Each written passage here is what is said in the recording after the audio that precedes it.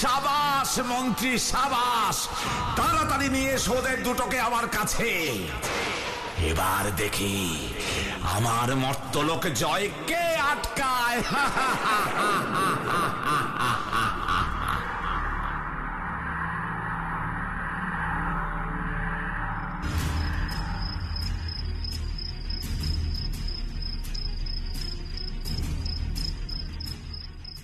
এত রাত হয়ে গেল, তবু এখনো তো বাচ্চু বিচ্ছুটাকে খুঁজে পেলাম না। এবার কি করব আমি? বাচ্চু, বিচ্ছু, বাচ্চু বিচ্ছু দানব লোকে আছে।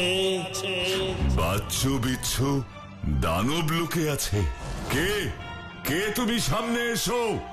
ওদের উদ্ধার করতে হলে তোমাকে দানব লোকে যেতে হবে বাঁটল। দানব লোক কোথায়? বলো, আমাকে বলো।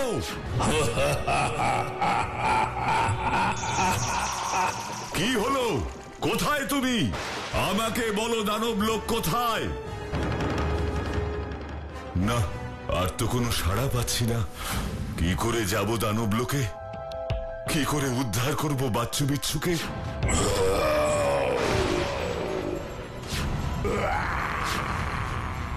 এ কি, পশুরাজ আর বাঘ বন্ধু তোমরা? কি হয়েছে বাটল?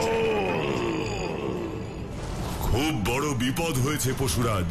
তোমার বিপদ মানে তো আমাদেরও বিপদ বাটল। বলো বলো কি হয়েছে বাঁটল? বাচ্চু বিচ্ছুকে কোথাও খুঁজে পাওয়া যাচ্ছে না, কিন্তু এই মাত্র আকাশবাণী হলো বাচ্চু বিচ্ছু দানব লোকে আছে। ওদের উদ্ধার করতে হলে তোমাকে দানব লোকে যেতে হবে বাঁটল। কিন্তু আমি তো জানি না দানব লোক কোথায়। কিন্তু একজন জানে। কে জানে? এই জঙ্গলে এক সাধু বাবা দীর্ঘদিন ধরে তপস্যা করছেন।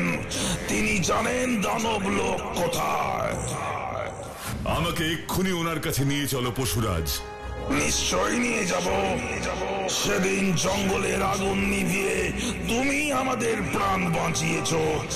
আজ এই বিপদে আমরা তোমাকে অবশ্যই সাহায্য করব বাটল। এসো এসো আমাদের সাথে।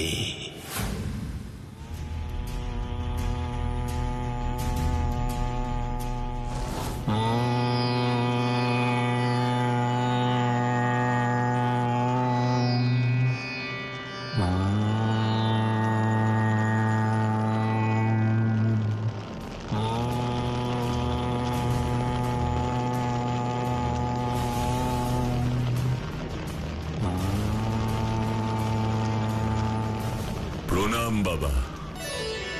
আমি বড় বিপদে পড়ে আপনার কাছে ছুটে এসেছি বাবা। আমি সব জানি বাটুল। তাহলে আমাকে বলুন বাবা, দানব লোক কোথায়? আমি কিভাবে সেখানে যাব? তুমি একটু শান্ত হও বাটুল, স্থির হও, চিন্তা করো না। তোমাকে দানব লোকে পৌঁছে দেবার ব্যবস্থা আমি নিশ্চয়ই করব। কি করে? সে তুমি এখনই দেখতে পাবে বাটুল।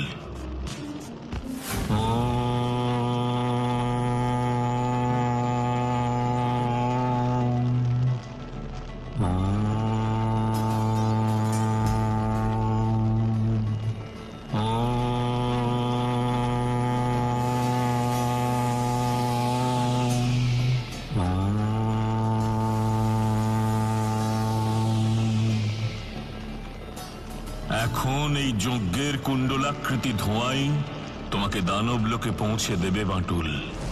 এবার দানব লোকে যাবার জন্য প্রস্তুত হও। ওঠো।